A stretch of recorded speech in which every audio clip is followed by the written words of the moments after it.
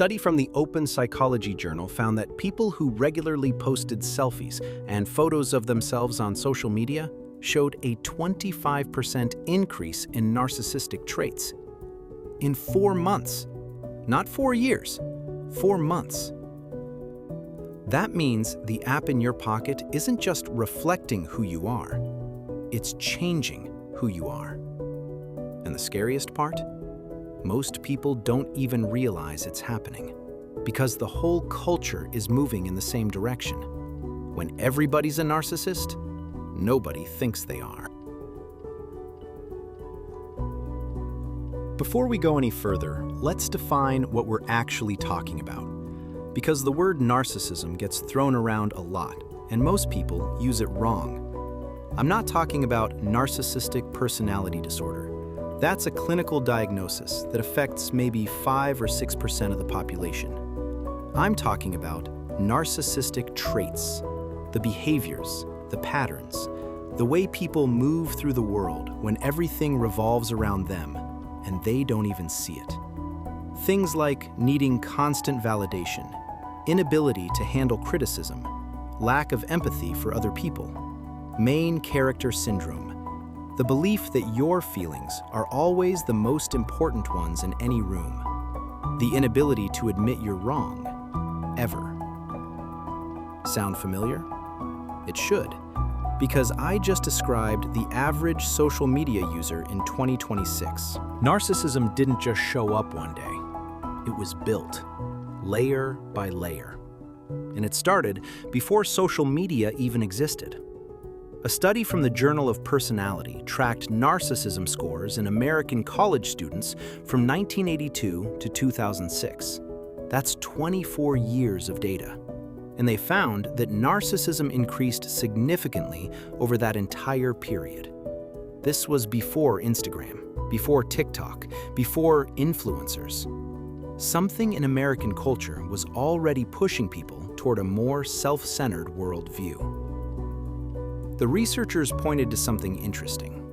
One of the biggest drivers was the self-esteem movement. Starting in the 80s and 90s, parents and schools started telling kids they were special, not as encouragement, as fact. You're special. You're unique. You can do anything. You're the most important person in the room. And the intention was good. They wanted kids to feel confident. But what they accidentally created was a generation that confused confidence with entitlement. A generation that was told they were exceptional before they'd actually done anything exceptional. Then social media arrived, and it gave that generation the perfect tool. Every like is a hit of dopamine. Every comment is validation. Every follower is proof that you matter. And if you don't get enough of it, you feel empty.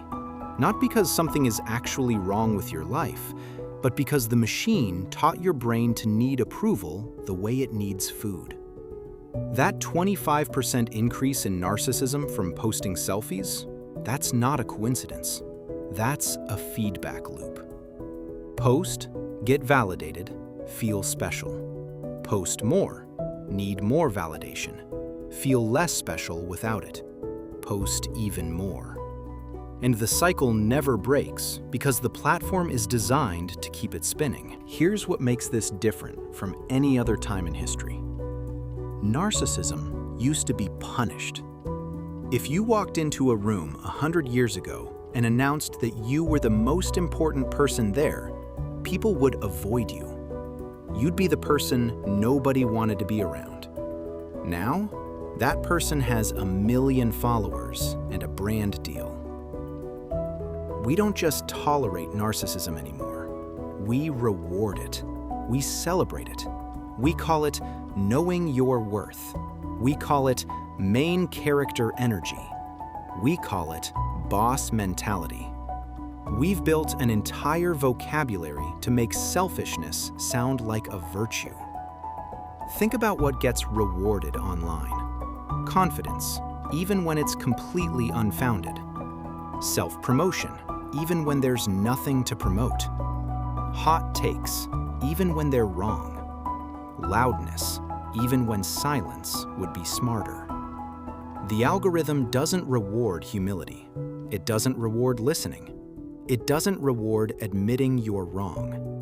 It rewards the exact behaviors that psychologists have been warning us about for decades.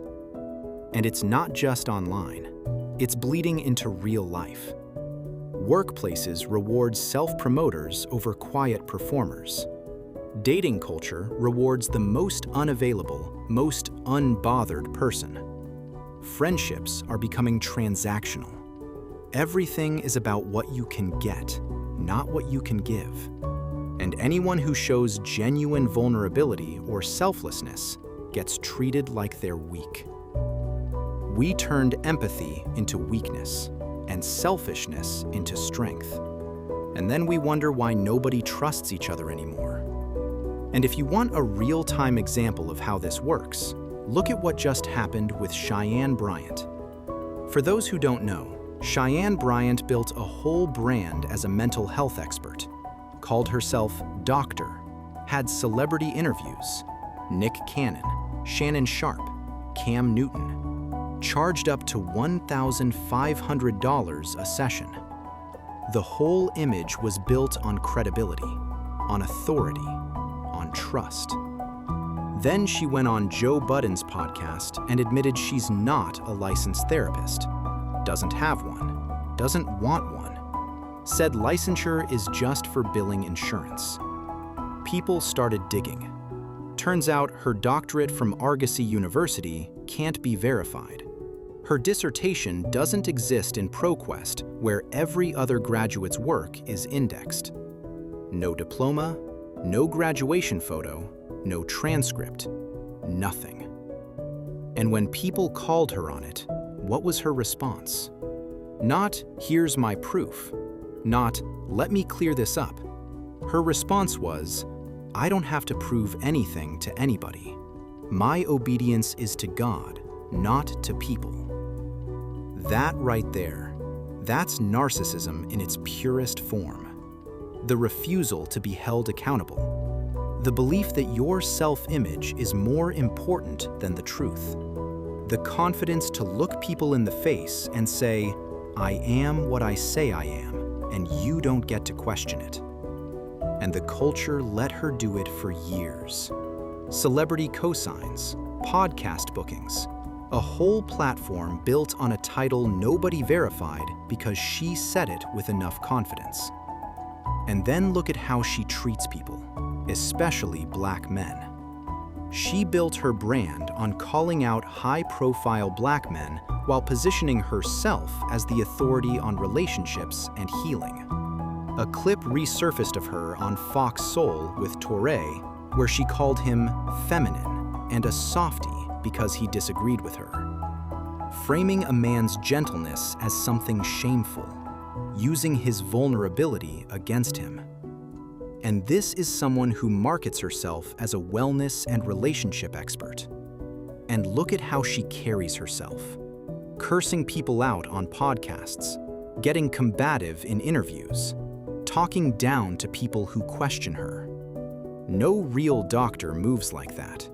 No licensed professional with actual credentials and actual training would conduct themselves that way publicly and think it's acceptable. Because when you've actually earned your title, you don't have to fight that hard to defend it. The work speaks for itself. But when the title is all you have, you protect it the only way you know how. With aggression, with attitude, with volume. Because if people stop believing the image, there's nothing underneath it. That's the narcissist playbook. Build yourself up by tearing other people down. Use therapeutic language as a weapon instead of a tool. Preach accountability while refusing to accept any yourself. And when a man shows softness or emotion, mock him for it. Because controlling the narrative means controlling how masculinity is allowed to show up in the room. That's the system. Confidence gets rewarded, whether it's earned or not. And by the time anyone checks, the damage is already done. people trusted her with their mental health. No license, no board oversight, no accountability. And when the mirror finally got held up, she didn't look into it. She tried to break it. And Cheyenne Bryant is just one example, but the pattern is everywhere. Social media created a version of narcissism that's been specifically marketed to women and packaged as empowerment. You're a queen. You don't need to change for anybody. You deserve the best just because you exist. Nobody can tell you anything. You're never wrong. And that messaging sounds positive on the surface, but look at what it actually produces. It produces women who can't take feedback from a partner because any criticism is an attack on their worth. It produces women who walk away from relationships the moment they're challenged and call it growth. It produces women who confuse being wanted with being worthy, so they chase validation constantly and never feel full. Main character syndrome hit women different because the culture was already telling them they were the prize. Social media just gave them a stage to perform it on. Every selfie is a throne. Every caption is a crown. Every comment section is a court of people telling you how amazing you are. And if anyone in real life doesn't treat you the same way your followers do, they're the problem. And it shows up in relationships in a specific way. Some women don't want a partner. They want a project. Some women get with a man and immediately start trying to change him. How he dresses, how he talks, who he hangs out with, what he's interested in, what he does with his free time. They don't want who he is. They want who they think he should be. And if he resists, he's not growing. If he pushes back, he's not listening. If he stays exactly who he was when she chose him, suddenly, that's not good enough anymore. That's not love. That's control with a ring on it. You can't claim to love someone while actively trying to turn them into someone else. That's loving an idea of a person, not the actual person. And that's narcissism. Because it's not about what's best for him. It's about what makes her comfortable. It's about molding another human being into an accessory that fits the image she has of her life. That's narcissism. And here's what makes it dangerous. When men are narcissistic, people call it out. They get called toxic. They get called egotistical. There's a whole vocabulary for it. But when women exhibit the exact same patterns, the exact same entitlement, the exact same inability to hear criticism, it gets celebrated. It gets called confidence. It gets called standards. And anybody who points out the double standard gets labeled a hater. Narcissism doesn't have a gender, but accountability does. And until we're willing to call it what it is, no matter who's doing it, nothing changes.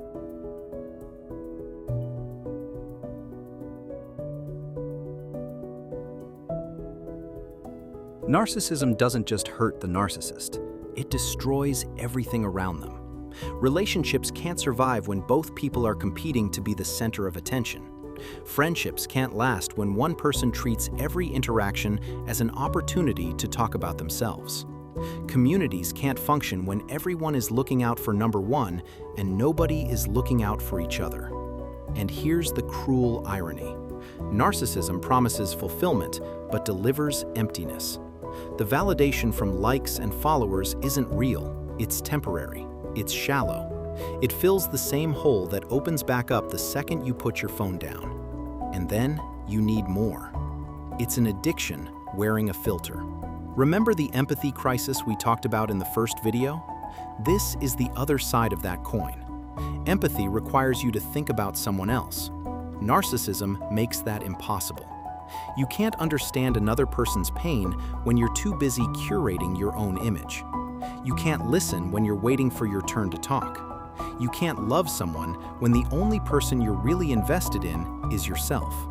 Narcissism and empathy can't coexist. One kills the other. And right now, Narcissism is winning. This is the part most people skip. Not because it's boring, because it's uncomfortable. Because this is where the mirror turns around. How often do you post something and check back to see how many likes it got? How often do you craft a version of your life online that doesn't match what's happening offline? How often do you hear someone's problem and immediately redirect the conversation back to you? How often do you get defensive when someone gives you honest feedback instead of sitting with it? I'm not asking to call you a narcissist. I'm asking because these are the behaviors that add up. And the whole point of narcissism becoming normal is that you don't notice it anymore. It just feels like how things are. Everybody does it, so it must be fine. It's not fine. It's a slow erosion of the things that actually make life meaningful. Connection, depth, vulnerability, being known for who you really are instead of who you perform to be. The cure for narcissism isn't self-hate, it's self-awareness. It's the willingness to ask, am I doing this for connection or for validation? And being honest about the answer. Because every time you choose connection over validation, you take back a piece of yourself that the algorithm stole. Narcissism is the new normal, but normal doesn't mean healthy. And the people who are brave enough to step outside of it are the ones who will actually find what everyone else is pretending to have.